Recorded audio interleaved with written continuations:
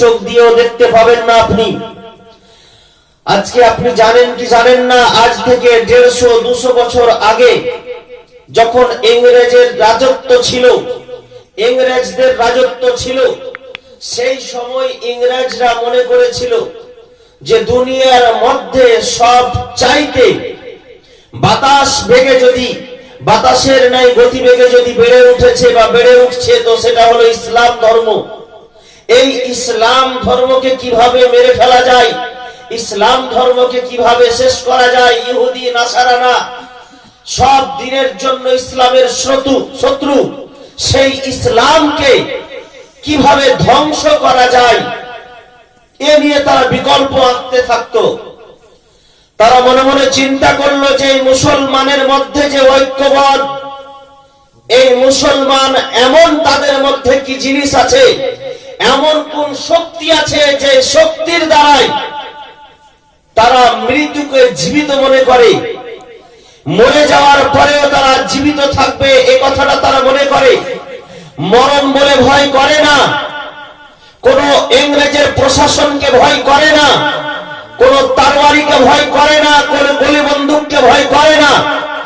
মুসলমানদের মধ্যে এমন কোন শক্তি, এমন কোন ক্ষমতা আছে, বিরাদার ইসলাম তা রিসার্চ করার পরে তারা বুঝতে পারলো যে মুসলমানদের মধ্যে সবচাইতে যেটি বড় ক্ষমতা, সবচাইতে যেটি শক্তিশালী জিনিস, সেটি হচ্ছে অন্য কোন জিনিস নয়, সেটি হচ্ছে মুহাম্মদুর রাসূলুল্লাহ সাল্লাল্লাহু আলাইহি ওয়াসাল্লামের মুহাব্বত। মুহাব্বতে বলেন সুবহানাল্লাহ।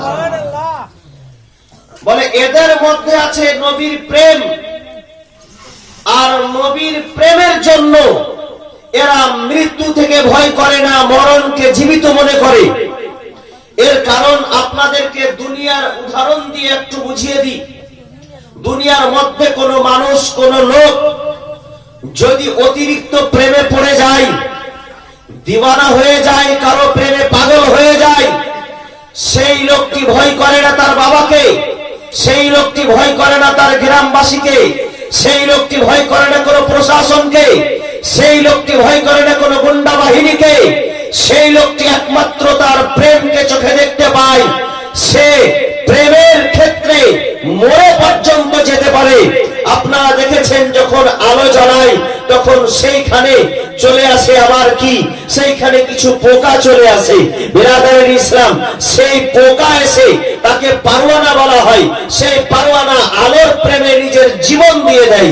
প্রেম এমন একটা জিনিস যে প্রেমের ক্ষেত্রে মানুষের কাছে জীবন দেওয়াটা চারটিখানি ব্যাপার। বিরাদারের ইসলাম, তো ইসলাম ধর্মের মধ্যে সবচাইতে যে মূল কারণ তারা খুঁজে পেয়েছিল, তারা পেয়েছিল কি? নবীর প্রেম, নবীর ভালোবাসা। ইংরেজের দলেরা চিন্তা করেছিল যতক্ষণ পর্যন্ত এদের অন্তর থেকে এই নবীর প্রেমকে না সরানো যাচ্ছে, অতক্ষণ পর্যন্ত ইসলামকে দবানো যাবে না, ইসলামকে নিম্ন করা যাবে না, কারণ যে এদের মধ্যে নবীর প্রেম আছে। বিরাদারের ইসলাম, সেই সময় ইংরেজের দালাল হয়েছিল মৌলভী ইসমাইল দেহলভী। সেই মৌলভী ইসমাইল দেহলভী নিজে ইংরেজের দালাল হয়ে আর কিতাব লিখেছিল। যদিও সে মৌলভী ছিল, কিন্তু ইসলামিক কিতাবের মধ্যে কিছু এমন কথা লিখেছিল যেই কথা মানলে ঈমান নষ্ট হয়ে যাবে, যেই কথা মানলে ঈমান শেষ হয়ে যাবে, আর যেই কিতাব পড়লে নবীর মুহাব্বত কমে যাবে। সেই ইংরেজের দালালি করে সেই কিতাব লিখেছিল, আর সেইখান থেকে আস্তে আস্তে দলভুক্ত হতে শুরু হলো মুসলমান দরদিরা। বিরাদারের ইসলাম, কিন্তু সেই সময়ের পরে মুসলমানকে ভাগে বিভক্ত করে দিল। আমরা সকলেই জানি যখন একতা থাকে, ঐক্যমত থাকে, তখন কিন্তু কেউ হামলা করতে পারে না। আর যখনই আপনি আলাদা আলাদা হয়ে যাবেন, তখন আপনার প্রতি হামলা করাটা সহজ হয়ে যাবে। বিরাদারের ইসলাম, কোন লেখক লিখেছেন চটি বইগুলাতে গল্প স্বরূপ যে কোন এক জঙ্গলে 4টি গাভী যেত চড়াই করতে। যখন সেই 4টি গরু জঙ্গলে যেত, একটা বাঘ তাদের শিকার করতে আসতো। সে শিকার করতে সক্ষম হতো না। এর কারণ 4টি গরু মিলে তাকে তাড়িয়ে দিত। তাদের ক্ষমতা বল শক্তি এক জায়গায় হয়ে সেই বাঘ তাদের সঙ্গে পারত না। বিরাদারিন ইসলাম, সেই বাঘ মনে মনে চিন্তা করলো এদের মধ্যে বিভ্রান্তি সৃষ্টি করতে হবে। এরা যখন আলাদা আলাদা হয়ে যাবে তখন তাদেরকে আমি খেতে সক্ষম হব। সে কি করলো, চালাকি করে আর সেই গাভীর মধ্যে, সেই গরুদের মধ্যে আবার দল কি বলে ঝগড়া সৃষ্টি করে আর তাদেরকে আলাদা আলাদা করে দিল। যখন আলাদা আলাদা হলো তখন এক এক করে সেই বাঘ তাদেরকে শিকার করতে সক্ষম হয়ে গেল। বিরাদারিন ইসলাম, ঠিক সেই রকম মুসলমানকে দলভুক্ত করার পরে মুসলমানের উপরে হামলা করাটা আজকে সহজ হয়ে গেছে। বিরাদারিন ইসলাম, এর কারণ তারা জানে, সেই ইংরেজের দলেরা জানে যে মুসলমানেরা তাদের মধ্যে ঐক্যমত নয়। কেউ ওয়াহাবি আছে, তো কেউ দেওবন্দি আছে, কেউ লামাযহাবি আছে, তো কেউ শাফি আছে, কেউ হাম্বলি আছে, তো কেউ হানাফি আছে। বিরাদারিন ইসলাম, বিভিন্ন মতামতে তারা বিভ্রান্তে পড়ে গিয়েছে। কেউ আবার কাদিয়ানি আছে, তো কেউ রাফেজি আছে, কেউ আবার শিয়া আছে, তো কেউ সুন্নি আছে। বিরাদারিন ইসলাম, এই সুন্নিয়াতের মধ্যে, ইসলাম ধর্মের মধ্যে আজকে বিভ্রান্ত সৃষ্টি করে মুসলমানদেরকে আজকে পদদলিত করেছে। বিরাদারিন ইসলাম, কিন্তু আমরা যে আহলে সুন্নাত ওয়াল জামাত হানাফি মাযহাবের লোক, আমার বলার উদ্দেশ্য হলো যে আমরা কি সঠিক পথে আছি? আমি যে আয়াতে কারিমা, আয়াতে শরীফা তেলাওয়াত করেছি, যে আমরা কাকে মানি? আমরা ইমাম মানি। ইমাম কে আমাদের? ইমাম আযম আবু হানিফা রাহমাতুল্লাহি তাআলা আলাইহি। এই আয়াত খানাই ইয়াউমা নাদউ কুল্লু উনাসিম বিইমামিহিম, এই আয়াতে শরীফাই তাফসীরে রুহুল বায়ানের মধ্যে লিখেছেন যে কাল কিয়ামতের ময়দানে যখন মানুষকে ডাকা হবে তখন সেই ইমামদের নাম ধরে ডাকা হবে। যেমন আজকে আমাদেরকে ইমামের নাম থেকে আমরা পরিচিত। দুনিয়ার মধ্যে যদি আমি বলে দিই যে আমি নূর আলম কাদরি, আমি হচ্ছি হানাফি, তো ওয়াহাবি দেওবন্দিরা বুঝে নিবে বা লামাযহাবিরা বুঝে নিবে যে মাযহাব মানে, ইমাম মানে, ইমামের মান্যকারী আছে, ইমামের অনুকরণকারী আছে। বিরাদারিন ইসলাম, তো যারা ইমাম মানে না তারা আবার কতটুকু সঠিক পথে আছে কিছু বুঝতে হবে। আর এখনকার যুগ এসে গেছে যে ঈমানকে তাজা করার সঙ্গে সঙ্গে আমলকেও তাজা করতে হবে, আমলকে শক্ত করতে হবে। আমি আমল সম্পর্কেও বক্তব্য করব আর ঈমান সম্পর্কেও করব। তো যেহেতু ঈমানটা হচ্ছে আমাদের জড়, সেজন্য আমি ঈমানটাকে প্রথমে ধরেছি। আমাদের ঈমান কি? আজকে যে ইমাম মানতেছি আমরা সঠিক কাজ করতেছি কি করতেছি না, এই যে প্রশ্ন করলাম, যখন আমাদের সামনে হাদিস ও কোরআন উপস্থিত, সেই হাদিস ও কোরআন যখন আমাদের কাছে উপস্থিত আছে, তো আমরা হাদিস ও কোরআন ছেড়ে দিয়ে ইমাম কেন মানব? বিরাদারিন ইসলাম, খুব ইম্পর্টেন্ট কথা, আমার মা বোনেরাও বুঝতে পারবে ইনশাআল্লাহ। আমি খুব সহজ ভাবে বোঝানোর চেষ্টা করব। এই সমস্ত কথা অ্যাকচুয়ালি জটিল কথা। এর কারণ ছাত্রদেরকে যখন আমরা পড়াই, তো যখন ছাত্রদের বাল্যকাল থাকে এই সমস্ত কথা তাদেরকে পড়াই না। এর কারণ তারা এতটা বুঝতে পারবে না, ভারসাম্য তারা নিতে পারবে না এগুলো কথা।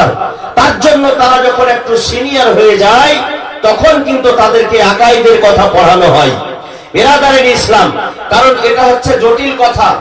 যদিও আপনাদেরকে সেই রকম জীবনী বক্তাদের মতো মজা না লাগে, তবুও কিন্তু আপনাদের ঈমান তাজা হবে। আপনারা যে হানফি, ইনশাআল্লাহুর রহমান গর্ব করে কাল থেকে বলতে পারবেন যে আমরা সৎ পথে, হক পথে আছি।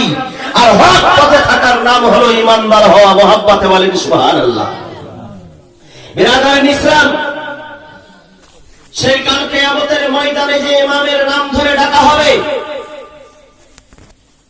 তাফসীরে রুহুল বায়ান সেই তাফসীরের কিতাবে লিখতেছে যে ইমামের নাম ধরে যখন ডাকবে তো কিভাবে ডাকবে, তো ডাকার পদ্ধতি সেখানে তাফসীরের কিতাবে লিখেছে। আমার কোনো মন গড়ানো কথা নয়, আমরা কোরআন হাদিস আর তাফসীরকেই মানি, তাই তো বাবা? আমাদের কাছে দলিল হচ্ছে চারখানা। দলিল আমাদের কাছে শরীয়তি দলিল হচ্ছে চারখানা। এক নম্বর হচ্ছে কোরআন, দ্বিতীয় নম্বর হচ্ছে সুন্নাত অর্থাৎ হাদিস, তৃতীয় নম্বর হচ্ছে ইজমা, চতুর্থ নম্বর হচ্ছে কিয়াস।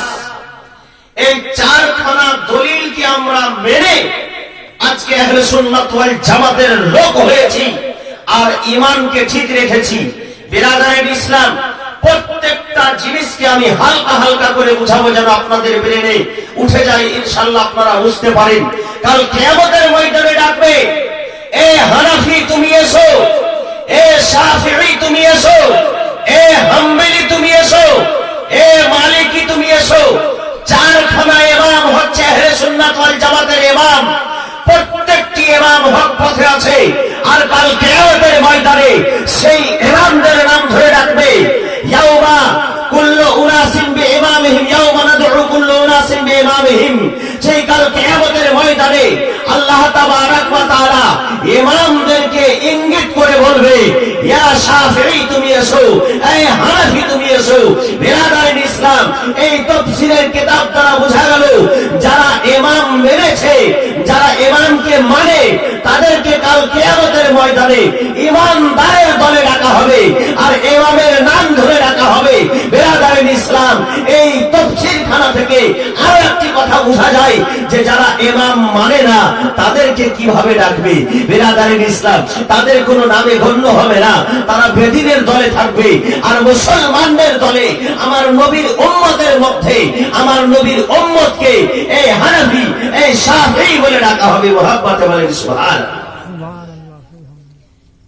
এই তাফসীর খানা থেকে অন্তত একটুক তো বোঝা যাচ্ছে যে আমরা ইমাম মানছি মানে সঠিক পথে আছি, যেহেতু তাফসীরের কিতাবে আছে। দ্বিতীয় কথা হলো বিরাদার, কোরআন সুন্নাত আমাদের সামনে, কোরআন এবং হাদিস আমাদের সামনে। সেই কোরআন আর হাদিসকে যদি আজকে আমরা মানি তো আমাদের তো ইমামের প্রয়োজন পড়বে না, তো কোরআন হাদিসটা মানলেই যথেষ্ট। বিরাদারে মিল্লাত ইসলামিয়া, আমি একটা কথা আপনাদেরকে বুঝিয়ে দিই যে কোরআন আর হাদিস কোন ছোট কিতাব নয়। আমাদের ধর্মের মধ্যে সব চাইতে বড় কিতাব হলো কোরআন। শুধু আমার ধর্ম তো যা কথা, সারা পৃথিবীর মধ্যে কোরআনের তুলনামূলক কোন কিতাব হয়নি আর কাল কিয়ামত পর্যন্ত হবে না, কারণ এটা হচ্ছে আল্লাহর বাণী। কোরআন নিজের প্রথমেই বলতেছে, জালিকাল কিতাবু লা রাইবা ফি, ওই কিতাব যেই কিতাবের মধ্যে কোনো সন্দেহের অবকাশ নেই।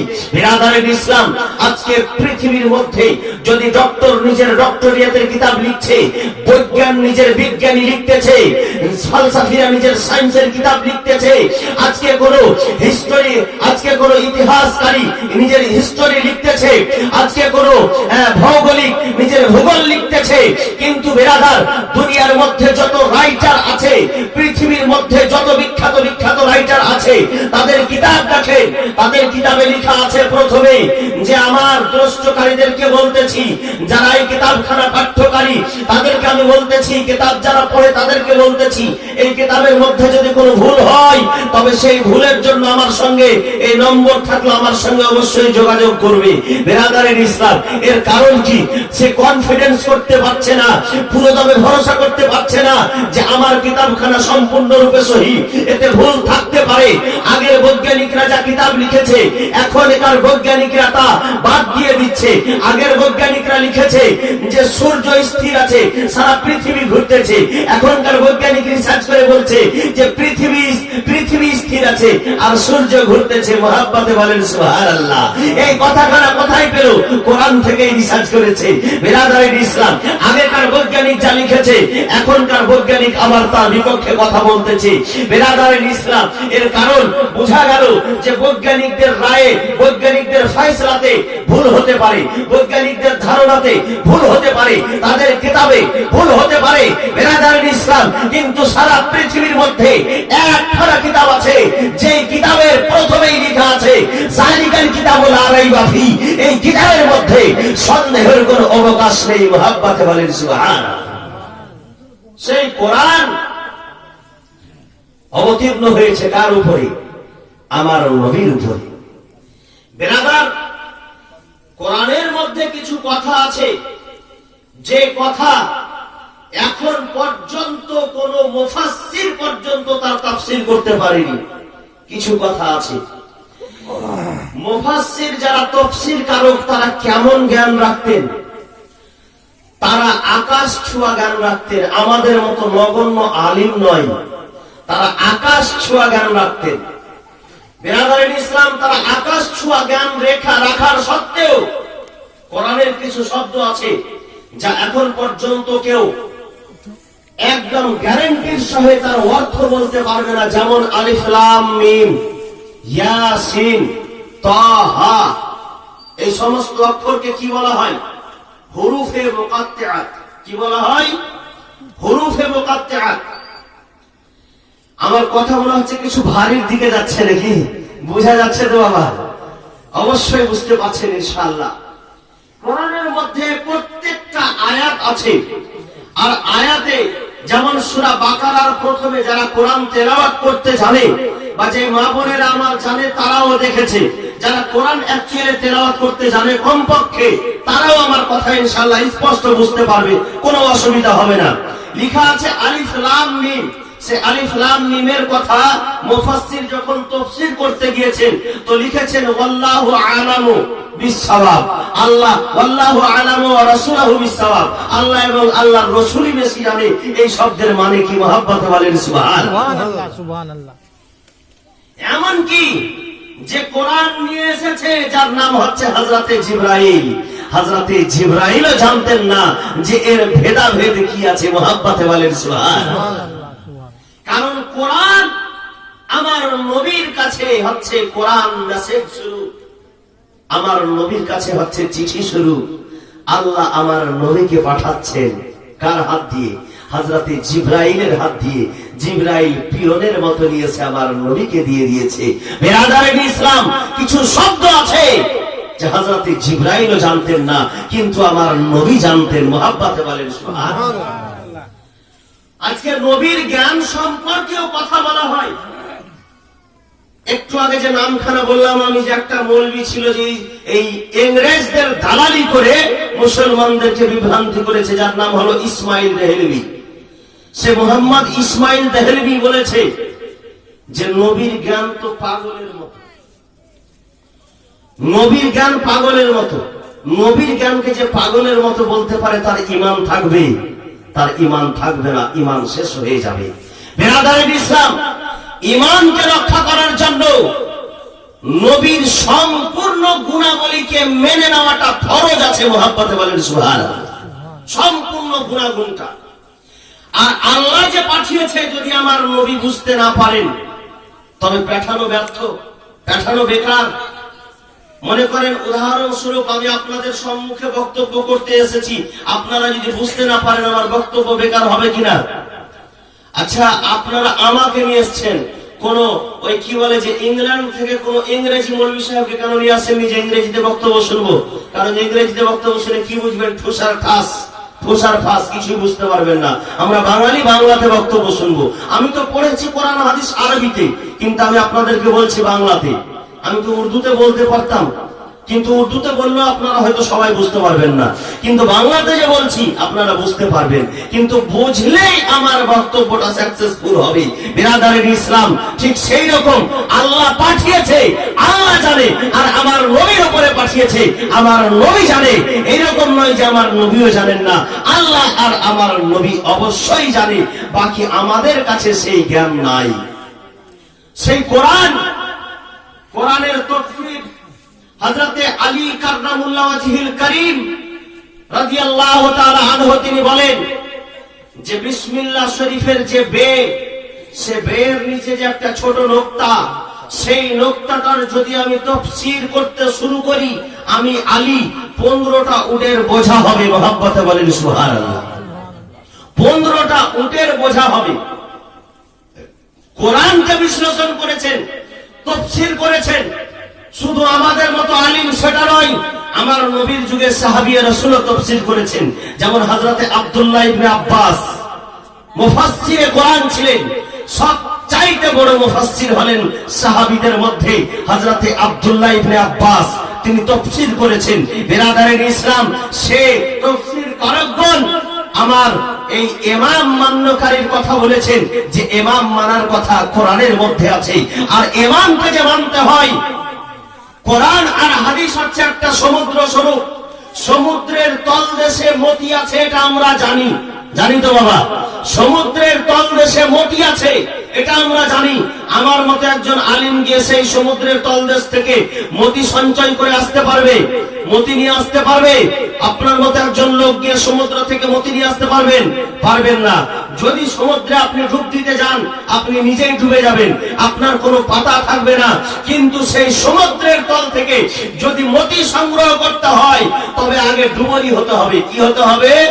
ডুবুরি হতে হবে।